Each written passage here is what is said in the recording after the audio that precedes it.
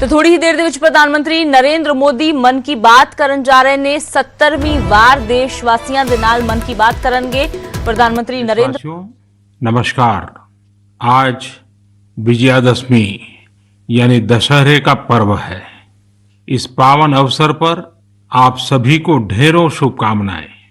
दशहरे का ये पर्व असत्य पर सत्य की जीत का पर्व है, लेकिन साथ ही ये एक तरह से संकटों पर धैर्य की जीत का पर्व भी है। आज आप सभी बहुत संयम के साथ जी रहे हैं, मर्यादा में रहकर पर्व त्योहार मना रहे हैं। इसलिए जो लड़ाई हम लड़ रहे हैं उसमें जीत भी सुनिश्चित है। पहले दुर्गा पंडाल में मां के दर्शनों के लिए इतनी भीड़ जुट जाती थी, एकदम मेले जैसा माहौल रहता था, लेकिन इस बार ऐसा नहीं हो पाया। पहले दशहरे पर भी बड़े बड़े मेले लगते थे, लेकिन इस बार उनका स्वरूप भी अलग ही है। रामलीला का त्योहार भी उसका बहुत बड़ा आकर्षण था, लेकिन उसमें भी कुछ न कुछ पाबंदियां लगी है। पहले नवरात्र पर गुजरात के गरबा की गूंज हर तरफ छाई रहती थी। इस बार बड़े बड़े आयोजन सब बंद है। अभी आगे और भी कई पर्व आने वाले हैं। अभी ईद है, शरद पूर्णिमा है, वाल्मीकि जयंती है, फिर धनतेरस, दिवाली, भाई दूज, छठी मैया की पूजा है, गुरु नानक देव जी की जयंती है। कोरोना के इस संकट काल में हमें संयम से ही काम लेना है, मर्यादा में ही रहना है। साथियों, जब हम त्योहार की बात करते हैं, तैयारी करते हैं, तो सबसे पहले मन में यही आता है कि बाजार कब जाना है, क्या क्या खरीदारी करनी है। खासकर बच्चों में तो इसका विशेष उत्साह रहता है कि इस बार त्योहार पर नया क्या मिलने वाला है। त्योहारों की ये उमंग और बाजार की चमक एक दूसरे से जुड़ी हुई है। लेकिन इस बार जब आप खरीदारी करने जाएं, तो वोकल फॉर लोकल का अपना संकल्प अवश्य याद रखें। बाजार से सामान खरीदते समय हमें स्थानीय उत्पादों को प्राथमिकता देनी है। साथियों, त्योहारों के इस हर्षोल्लास के बीच में लॉकडाउन के समय को भी याद करना चाहिए। लॉकडाउन में हमने समाज के उन साथियों को और करीब से जाना है जिनके बिना हमारा जीवन बहुत ही मुश्किल हो जाता। सफाई कर्मचारी, घर में काम करने वाले भाई बहन, लोकल सब्जी वाले, दूध वाले, सिक्योरिटी गार्ड्स, इन सब का हमारे जीवन में क्या रोल है, हमने अब भली भांति महसूस किया है। कठिन समय में ये आपके साथ थे, हम सबके साथ थे। अब अपने पर्वों में, अपनी खुशियों में भी हमें इनको साथ रखना है। मेरा आग्रह है कि जैसे भी संभव हो इन्हें अपनी खुशियों में जरूर शामिल करिए, परिवार के सदस्य की तरह करिए। फिर आप देखिए आपकी खुशियां कितनी बढ़ जाती हैं। साथियों, हमें अपने उन जाबाज सैनिकों को भी याद रखना है जो इन त्योहारों में भी सीमाओं पर डटे हैं, भारत माता की सेवा और सुरक्षा कर रहे हैं। हमें उनको याद करके ही अपने त्योहार मनाने हैं। हमें घर में एक दिया भारत माता के इन वीर बेटे बेटियों के सम्मान में भी जलाना है। मैं अपने वीर जवानों से भी कहना चाहता हूं कि आप भले ही सीमा पर हैं, लेकिन पूरा देश आपके साथ है, आपके लिए कामना कर रहा है। मैं उन परिवारों के त्याग को भी नमन करता हूं जिनके बेटे बेटियां आज सरहद पर है। हर वो व्यक्ति जो देश से जुड़ी किसी न किसी जिम्मेदारी की वजह से अपने घर पर नहीं है, अपने परिवार से दूर है, मैं हृदय से उसका आभार प्रकट करता हूं। मेरे प्यारे देशवासियों, आज जब हम लोकल के लिए वोकल हो रहे हैं, तो दुनिया भी हमारे लोकल प्रोडक्ट्स की फैन हो रही है। हमारे कई लोकल प्रोडक्ट्स में ग्लोबल होने की बहुत बड़ी शक्ति है। जैसे एक उदाहरण है खादी का। लंबे समय तक खादी सादगी की पहचान रही है। लेकिन हमारी खादी आज इको फ्रेंडली फैब्रिक के रूप में जानी जा रही है। स्वास्थ्य के दृष्टि से ये बॉडी फ्रेंडली फैब्रिक है, ऑल वेदर फैब्रिक है और आज खादी फैशन स्टेटमेंट तो बन ही रही है। खादी की पॉपुलैरिटी तो बढ़ ही रही है, साथ ही दुनिया में कई जगह खादी बनाई भी जा रही है। मैक्सिको में एक जगह है ओहाका। इस इलाके में कई गांव ऐसे हैं जहां स्थानीय ग्रामीण खादी बुनने का काम करते हैं। आज यहाँ की खादी ओहाका खादी के नाम से प्रसिद्ध हो चुकी है। ओहाका में खादी कैसे पहुंची, ये भी कम इंटरेस्टिंग नहीं है। दरअसल मैक्सिको के एक युवा मार्क ब्राउन ने एक बार महात्मा गांधी पर एक फिल्म देखी। ब्राउन ये फिल्म देखकर बापू से इतना प्रभावित हुए कि वो भारत में बापू के आश्रम आए और बापू के बारे में और गहराई से जाना समझा। तब ब्राउन को एहसास हुआ कि खादी केवल एक कपड़ा ही नहीं है, बल्कि ये तो एक पूरी जीवन पद्धति है। इससे किस तरह से ग्रामीण अर्थव्यवस्था और आत्मनिर्भरता का दर्शन जुड़ा है, ब्राउन इससे बहुत प्रभावित हुए। यहीं से ब्राउन ने ठाना कि वो मैक्सिको में जाकर खादी का काम शुरू करेंगे। उन्होंने मैक्सिको के ओहाका में ग्रामीणों को खादी का काम सिखाया, उन्हें प्रशिक्षित किया और आज ओहाका खादी एक ब्रांड बन गया है। इस प्रोजेक्ट की वेबसाइट पर लिखा है द सिंबल ऑफ धर्म इन मोशन। इस वेबसाइट में मार्क ब्राउन का बहुत ही दिलचस्प इंटरव्यू भी मिलेगा। वे बताते हैं कि शुरू में लोग खादी को लेकर संदेह में थे, परंतु आखिरकार इसमें लोगों की दिलचस्पी बढ़ी और इसका बाजार तैयार हो गया। ये कहते हैं ये राम राज्य से जुड़ी बातें हैं। जब आप लोगों की जरूरतों को पूरा करते हैं तो फिर लोग भी आपसे जुड़ने चले आते हैं। साथियों, दिल्ली के कनॉट प्लेस के खादी स्टोर में इस बार गांधी जयंती पर एक ही दिन में 1 करोड़ रुपए से ज्यादा की खरीदारी हुई। इसी तरह कोरोना के इस समय में खादी के मास्क भी बहुत पॉपुलर हो रहे हैं। देश भर में कई जगह सेल्फ हेल्प ग्रुप्स और दूसरी संस्थाएं खादी के मास्क बना रहे हैं। यूपी में बाराबंकी में एक महिला है सुमन देवी जी। सुमन जी ने सेल्फ हेल्प ग्रुप की अपनी साथी महिलाओं के साथ मिलकर खादी मास्क बनाना शुरू किया। धीरे धीरे उनके साथ अन्य महिलाएं भी जुड़ती चली गई। अब वे सभी मिलकर हजारों खादी मास्क बना रही हैं। हमारे लोकल प्रोडक्ट्स की खूबी है कि उनके साथ अक्सर एक पूरा दर्शन जुड़ा होता है। मेरे प्यारे देशवासियों, जब हमें अपनी चीजों पर गर्व होता है तो दुनिया में भी उनके प्रति जिज्ञासा बढ़ती है। जैसे हमारे आध्यात्म ने, योग ने, आयुर्वेद ने पूरी दुनिया को आकर्षित किया है। हमारे कई खेल भी दुनिया को आकर्षित कर रहे हैं। आजकल हमारा मलखम्ब भी अनेकों देशों में प्रचलित हो रहा है।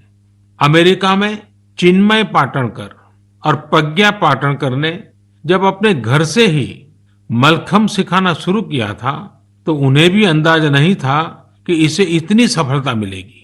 अमेरिका में आज कई स्थानों पर मलखम्ब ट्रेनिंग सेंटर्स चल रहे हैं।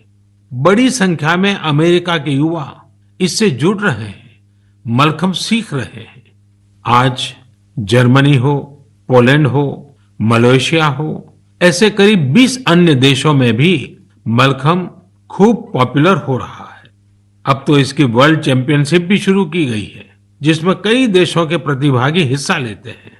भारत में तो प्राचीन काल से कई ऐसे खेल रहे हैं जो हमारे भीतर एक असाधारण विकास करते हैं, हमारे माइंड बॉडी बैलेंस को एक नए आयाम पर ले जाते हैं। लेकिन संभवतः नई पीढ़ी के हमारे युवा साथी मलखम्ब से उतना परिचित न हो। आप इसे इंटरनेट पर जरूर सर्च करिए और देखिए। साथियों, हमारे देश में कितनी ही मार्शल आर्ट्स है। मैं चाहूंगा कि हमारे युवा साथी इनके बारे में भी जाने, इन्हें सीखें और समय के हिसाब से इनोवेट भी करें। जब जीवन में बड़ी चुनौतियां नहीं होती हैं, तो व्यक्तित्व का सर्वश्रेष्ठ भी बाहर निकलकर नहीं आता है। इसलिए अपने आप को हमेशा चैलेंज करते रहिए। मेरे प्यारे देशवासियों, कहा जाता है लर्निंग इज ग्रोइंग। आज मन की बात में मैं आपका परिचय एक ऐसे व्यक्ति से कराऊंगा जिसमें एक अनोखा जुनून है। यह जुनून है दूसरों के साथ रीडिंग और लर्निंग की खुशियों को बांटने का। यह है पोन मारियप्पन। पोन मारियप्पन तमिलनाडु के तूतुकुड़ी में रहते हैं। तूतुकुड़ी को पर्ल सिटी यानी मोतियों के शहर के रूप में भी जाना जाता है। यह कभी पांडियन साम्राज्य का एक महत्वपूर्ण केंद्र था। यहाँ रहने वाले मेरे दोस्त पोन मारियप्पन हेयर कटिंग के पेशे से जुड़े हैं और एक सैलून चलाते हैं। बहुत छोटा सा सैलून है। उन्होंने एक अनोखा और प्रेरणादायी काम किया है। अपने सैलून के एक हिस्से को ही पुस्तकालय बना दिया है।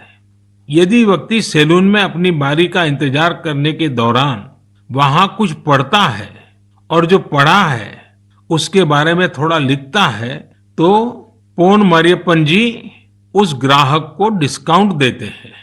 है ना मजेदार? आइए तूतुकुड़ी चलते हैं, पोन मारियप्पन जी से बात करते हैं।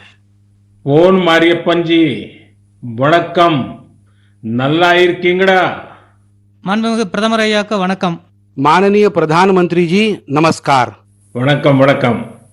உங்களுக்கு இந்த லைப்ரரி ஐடியா எப்படி வந்ததா? நான் 8ஆம் வகுப்பு தான் படிச்சிருக்கிறேன். மேற்கொண்டு எங்கள் குடும்ப சூழ்நிலை காரணமாக படிக்க முடியல.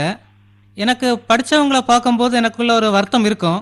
நாமளும் ஒரு நூலகத்தை உருவாக்கி வாழ்க்கையை படிக்கணுங்கிறக்காண்டி இந்த ஒரு முயற்சி எடுத்து நான் பண்ணுறேன். मैं 8वीं कक्षा तक पढ़ा हूँ। उसके आगे मेरी पारिवारिक परिस्थितियों के कारण मैं अपनी पढ़ाई को आगे बढ़ा न सका। जब मैं पढ़े लिखे आदमियों को देखता हूँ तब मेरे मन में एक कमी महसूस हो रही थी। इसलिए मेरे मन में ये आया कि हम क्यों न एक पुस्तकालय स्थापित करें और उससे बहुत से लोगों को ये लाभ होगा। यही मेरे लिए एक प्रेरणा बनी। உங்களுக்கு எந்த புத்தகம் பிடிக்கும்? எனக்கு திருக்குறள் ரொம்ப பிடிக்கும். मुझे तिरुकुरल बहुत प्रिय है। ஓ உங்ககிட்ட பேசியதில் எனக்கு ரொம்ப மகிழ்ச்சி. நல்வாழ்த்துக்கள். எனக்கும் மாண்புமிகு பிரதமர் ஐயாட்ட பேசுறது ரொம்ப ரொம்ப மகிழ்ச்சியாக இருக்கிறது. मैं भी माननीय प्रधानमंत्री जी से बात करते हुए अति प्रसन्नता महसूस कर रहा हूँ। अगेन नलवार्तुकल। நன்றிங்க ஐயா. धन्यवाद प्रधानमंत्री जी। Thank you. हमने अभी पोन मारियप्पन जी से बात की। देखिए कैसे वो लोगों के बालों को तो संवारते ही हैं, उन्हें अपना जीवन संवारने का भी अवसर देते हैं। थिरुकुरल की लोकप्रियता के बारे में सुनकर बहुत अच्छा लगा। थिरुकुरल की लोकप्रियता के बारे में आप सबने भी सुना। आज हिंदुस्तान की सभी भाषाओं में थिरुकुरल उपलब्ध है। अगर मौका मिले तो जरूर पढ़ना चाहिए। जीवन के लिए वह एक प्रकार से मार्गदर्शक है। साथियों, लेकिन आपको यह जानकर खुशी होगी कि पूरे भारत में अनेक लोग हैं जिन्हें ज्ञान के प्रसार से अपार खुशी मिलती है। ये वो लोग हैं जो हमेशा इस बात के लिए तत्पर रहते हैं कि हर कोई पढ़ने के लिए प्रेरित हो। मध्य प्रदेश के सिंगरौली की शिक्षिका उषा दुबे जी ने तो स्कूटी को ही मोबाइल लाइब्रेरी में बदल दिया है। वे प्रतिदिन अपने चलते फिरते पुस्तकालय के साथ किसी न किसी गांव में पहुंच जाती है और वहां बच्चों को पढ़ाती है। बच्चे उन्हें प्यार से किताबों वाली दीदी कहकर बुलाते हैं। इस साल अगस्त में अरुणाचल प्रदेश के निरजुली के रायो विलेज में एक सेल्फ हेल्प लाइब्रेरी बनाई गई है। दरअसल यहाँ की मीना गुरुंग और दिवांग होसाई को जब पता चला कि कस्बे में कोई लाइब्रेरी नहीं है, तो उन्होंने इसकी फंडिंग के लिए हाथ बढ़ाया। आपको ये जानकर हैरानी होगी कि इस लाइब्रेरी के लिए कोई मेंबरशिप फी नहीं है। कोई भी व्यक्ति 2 हफ्ते के लिए किताब ले जा सकता है, पढ़ने के बाद उसे वापस करना होता है। यह लाइब्रेरी 7 दिन 24 घंटे खुली रहती है। आस पड़ोस के अभिभावक यह देखकर काफी खुश हैं कि उनके बच्चे किताब पढ़ने में जुटे हैं, खासकर उस समय जब स्कूलों ने भी ऑनलाइन क्लासेस शुरू कर दी है। वहीं चंडीगढ़ में एक एनजीओ चलाने वाले संदीप कुमार जी ने एक मिनी वैन में मोबाइल लाइब्रेरी बनाई है। इसके माध्यम से गरीब बच्चों को पढ़ने के लिए मुफ्त में बुक्स दी जाती हैं। इसके साथ ही गुजरात के भावनगर की भी 2 संस्थाओं के बारे में जानता हूं जो बेहतरीन कार्य कर रही है। उनमें से एक है विकास वर्तुल ट्रस्ट। यह संस्था प्रतियोगी परीक्षाओं की तैयारी करने वाले विद्यार्थियों के लिए बहुत मददगार है। यह ट्रस्ट 1975 से काम कर रहा है और ये 5000 पुस्तकों के साथ 140 से अधिक मैगजीन उपलब्ध कराता है। ऐसी एक संस्था पुस्तक परब है। यह इनोवेटिव प्रोजेक्ट है जो साहित्यिक पुस्तकों के साथ ही दूसरी किताबें निःशुल्क उपलब्ध कराते हैं। इस लाइब्रेरी में आध्यात्मिक, आयुर्वेदिक उपचार और कई अन्य विषयों से संबंधित पुस्तकें भी शामिल है। यदि आपको इस तरह की और प्रयासों के बारे में कुछ पता है तो मेरा आग्रह है कि आप उसे सोशल मीडिया पर जरूर साझा करें। ये उदाहरण पुस्तक पढ़ने या पुस्तकालय खोलने तक ही सीमित नहीं है, बल्कि यह उस नए भारत की भावना का भी प्रतीक है जिसमें समाज के विकास के लिए हर क्षेत्र और हर तबके के लोग नए नए और इनोवेटिव तरीके अपना रहे हैं। गीत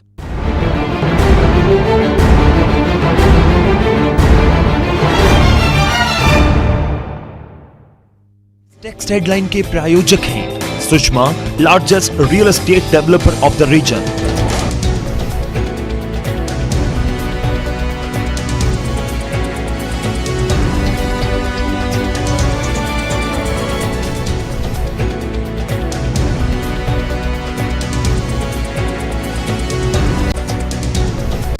इस टेक्स्ट हेडलाइन के प्रायोजक हैं Sushma, largest real estate developer of the reason.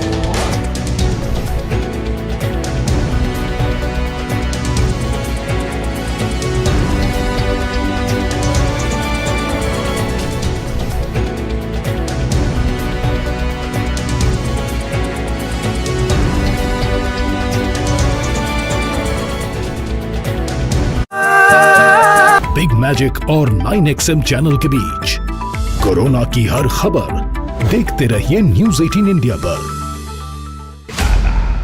भैया राम राम, नमस्कार। बाहर ना जाना, कुछ बता रहे हैं, कुछ चेता रहे हैं। आपने लॉकडाउन के दौरान देखा कि हम क्या कर रहे हैं। कोरोना काल में लोग एक दूसरे को समझा रहे हैं, बड़े बड़े लोग वीडियो बना रहे हैं। आप गाना जानते हैं तो गाइए या फिर अपना हुनर दिखाइए, वीडियो बनाइए और हम तक पहुंचाइए और घर बैठे बनिए स्टार।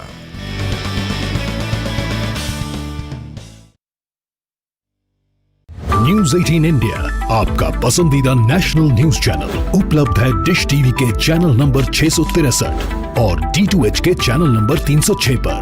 कोरोना की हर खबर देखते रहिए न्यूज़ 18 इंडिया पर। फिर फिजाएं हुई गुलजार, हर तरफ लगने लगी कतार।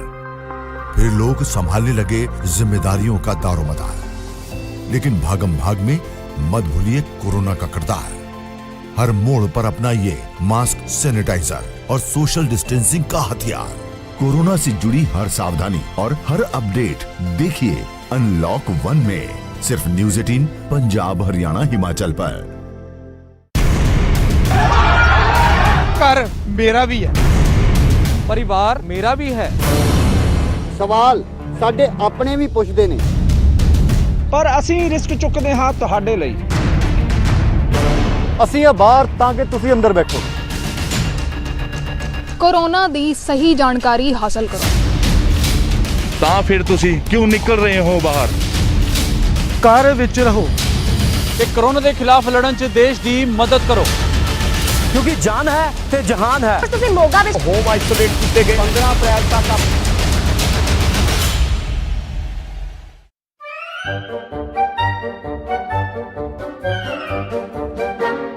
अखबार हुआ ठप, आउटडोर हुआ बेकार, टीवी ही दे रहा है विज्ञापन को तेज रफ्तार। करोड़ों दर्शकों तक न्यूज 18 पहुंचाएगा आपका एड। न्यूज 18 की टीम दमदार बनाएगी आपका एड शानदार। जल्दी कीजिए, कहीं छूट ना जाए ये सुनहरा मौका। हमें मेल करके उठा लीजिए बड़ा फायदा। ये स्पेशल ऑफर है अगले 15 दिनों तक। साथ ही मिलेगा हमारी वेबसाइट पर प्रमोशन।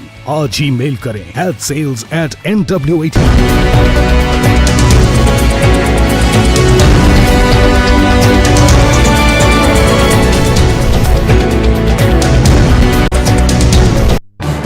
इस न्यूज हेडलाइंस के प्रायोजक पेट सफा आयुर्वेदिक चूर्ण। पेट सफा, हर रोग दफा।